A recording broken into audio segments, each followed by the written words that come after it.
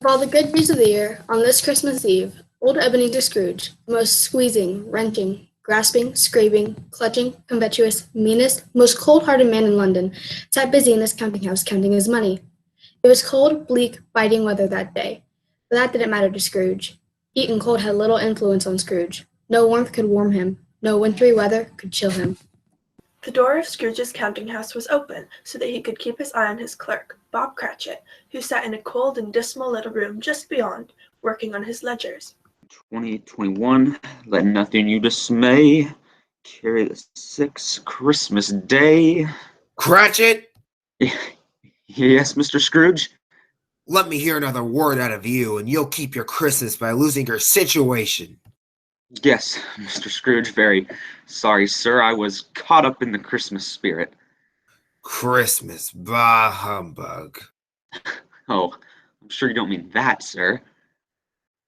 I mean exactly that. If I could have it my way, every idiot who goes about with Merry Christmas on his lips will be boiled with his own pudding and buried with a stake of holly through his heart. But, Mr. Scrooge, Back to your ledger, Cratchit. Afternoon gave way to evening, the fog of darkness thickened, and the time came for Scrooge to close up the counting house. Well, Cratchit, you want the entire day off tomorrow for Christmas, I suppose.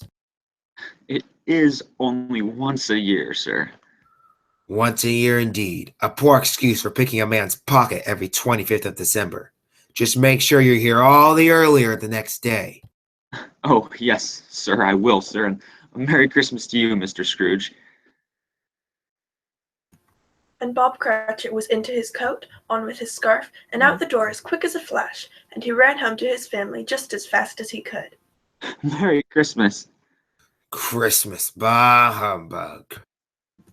Scrooge closed up the counting-house, and took his usual melancholy dinner in his usual melancholy tavern, then made his way home to his dismal, melancholy lodgings, dreary rooms that had once belonged to his partner, Jacob Marley, who had died 7 years ago this very night.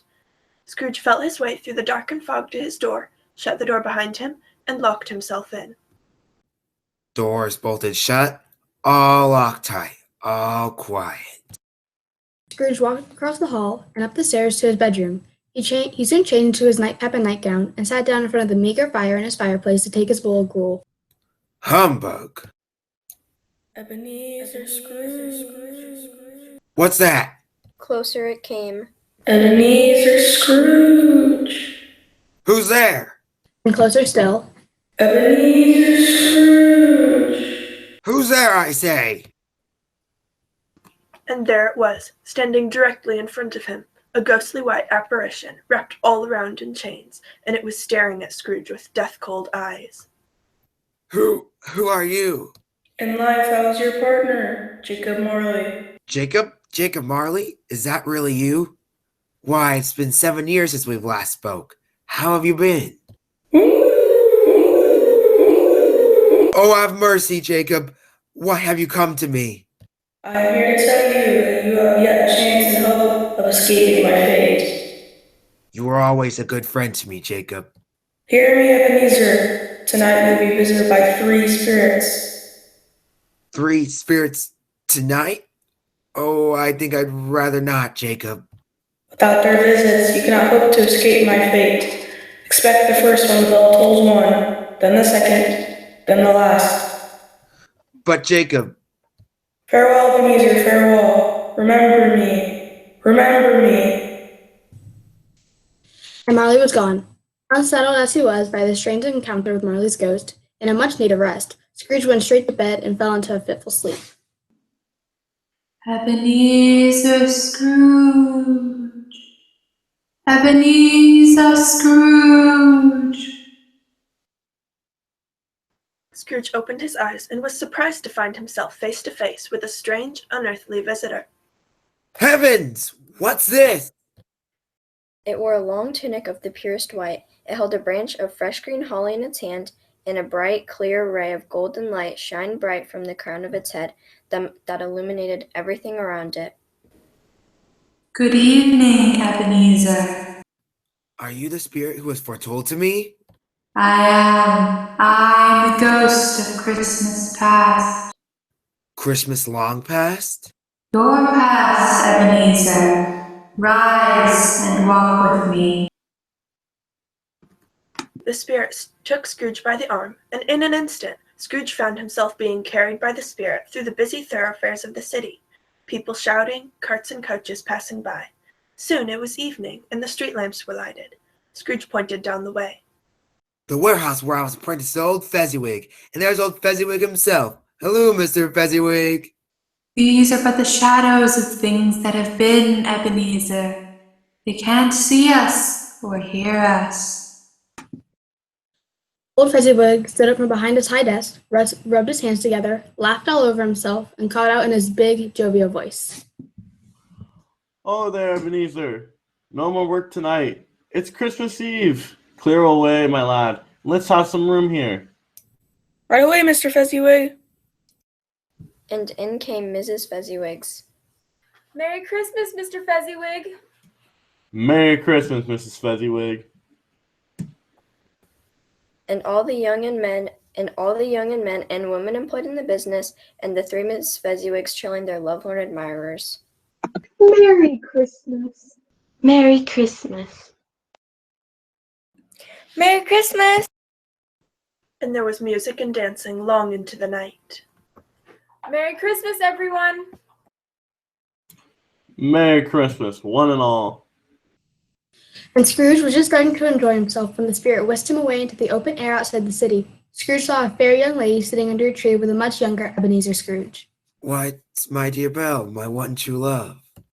But Belle, I don't understand this letter. Why have you broken off our engagement? You've changed, Ebenezer. You are no longer the man to whom I was first engaged. Have I changed so much? Our engagement was made when we were both poor and content to be so, but now you love only money. You have no room in your heart for me. I release you from your pledge to marry me. Goodbye, Ebenezer, and may you be happy in the life you've chosen. Belle, Belle, oh spirit, take me away. The ghost light suddenly burned so bright that Scrooge had to turn away and hide his hands in his face.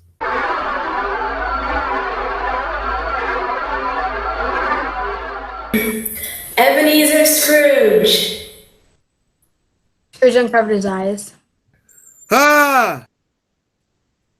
And there, in the center of a room, high on a stately throne, sat a giant figure clothed in a simple green robe bordered all around with white fur, and on their head was a huge wreath of holly decorated with shining icicles, and in their hand a glowing torch held high. Greetings to you, Ebenezer. I am the ghost of Christmas present. Here, Ebenezer, touch my robe. Scrooge did as he was told, and off they went across the city. And then there they were, standing right in front of the Cratchits' humble home. Through the frost-edged window they could see Mrs. Cratchit and all the little Cratchits running to and fro, preparing Christmas dinner. Why, bless your hearts, my dears. And here's your father and Tiny Tim. In came Bob Cratchit carrying Tiny Tim with his little crutch. Merry Christmas, my dears. Merry Christmas, Father.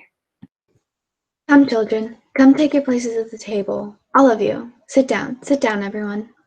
A Merry Christmas to us all, and God bless us. God bless us, everyone. Spirit, tell me if Tiny Tim will live. I see an empty seat at the table and a crutch without an owner. No, Spirit. If these shadows remain untouched by the future, the child will die. Poor Tiny Tim. Something must be done. Spirit, something must be done. And with that, the ghost of Christmas present was gone.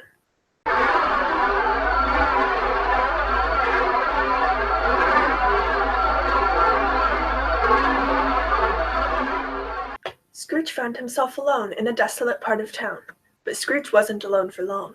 Scrooge looked into the darkness, and he saw, coming towards him, slowly, gravely, and silently, like a mist upon the ground, a solemn phantom, tall, stately, and mysterious, shrouded in a deep black robe, which concealed its head, its face, and its form, and left nothing of it visible except one thin, ghostly, pale, outstretched hand.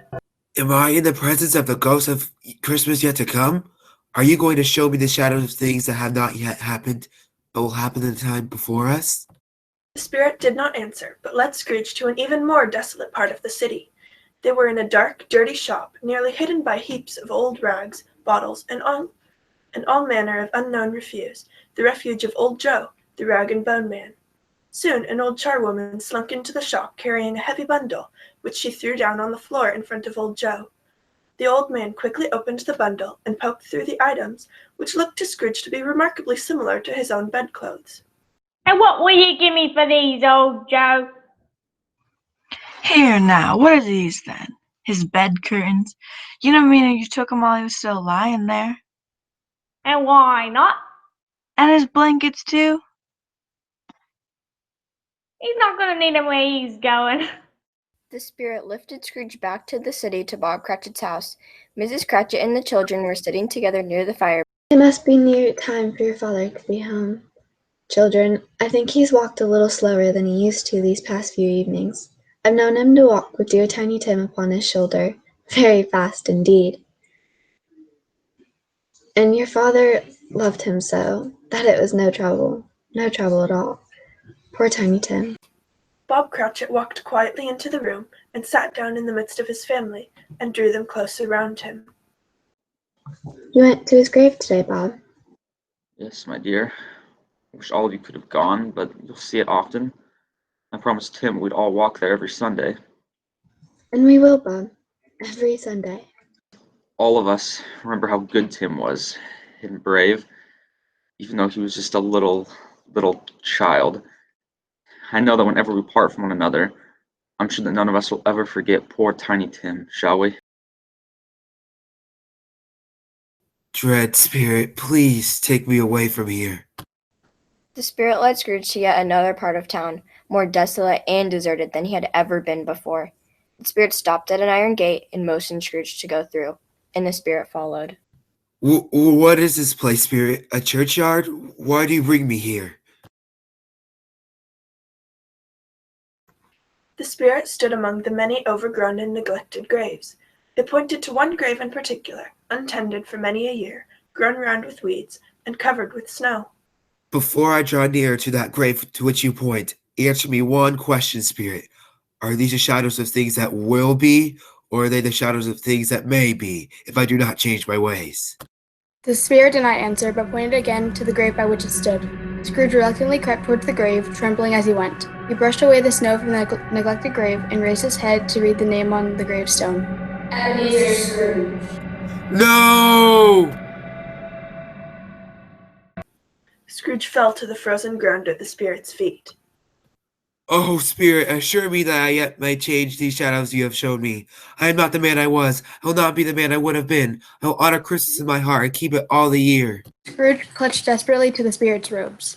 Please, spirit, no! It was morning now, and Scrooge found himself alone in his own bedroom, clutching desperately at his own bed curtains. Scrooge raised his eyes and looked around him. The bed curtains, they're not torn down. They're still here and I'm still here. Scrooge danced around his room like he was at old Fezziwig's party. I don't know what to do. I don't know what day it is. I'm as light as feather, as merry as a schoolboy. Scrooge threw open the window and looked out into the street. Hello there.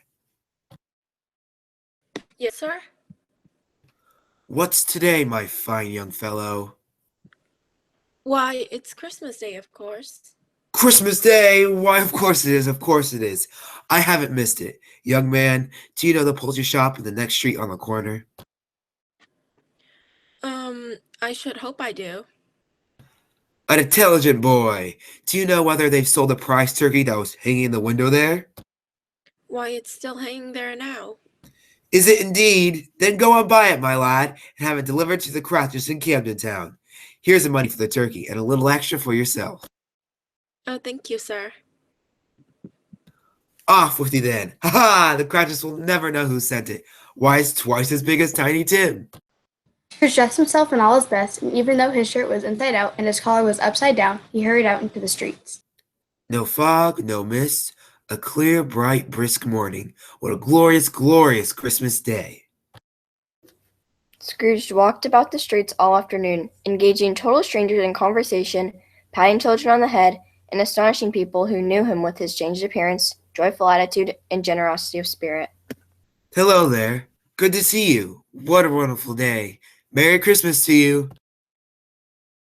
Scrooge returned home that evening very tired but very happy. That night Scrooge had the most pleasant sleep and the most pleasant dreams he's had in all his years. Thank you, spirits, for a very Merry Christmas indeed. And the next morning, Scrooge was at the counting house even earlier than usual, hoping to catch Bob Cratchit coming in late. The clock struck 9. No Bob Cratchit. A quarter past. Still no Bob Cratchit. Ha ha! There he is now. Bob Cratchit hurried in, but before he could sit down, Cratchit? Yes, sir. You're late. What do you mean by coming in at this time of day? I'm very sorry, sir. I was... Well, I'm not going to stand for this any longer. And therefore, Bob Cratchit, and therefore, I'm going to raise your salary. Why, Mr. Scrooge, I don't know what to say. No need to say anything, my good fellow. I shall raise your salary, Bob Cratchit, and we'll see what we can do for Tiny Tim and the rest of your wonderful family, shall we? Yes, sir, Mr. Scrooge. A Merry Christmas, Bob. A merrier Christmas than I've given you for many, many years. Scrooge was better than his word. He did everything he said he would, and infinitely more. And to Tiny Tim, who did not die, he was like a second father, and it was always said of Ebenezer Scrooge that he knew how to keep Christmas well. Merry Christmas to everybody! And as Tiny Tim would say, God bless us, everyone.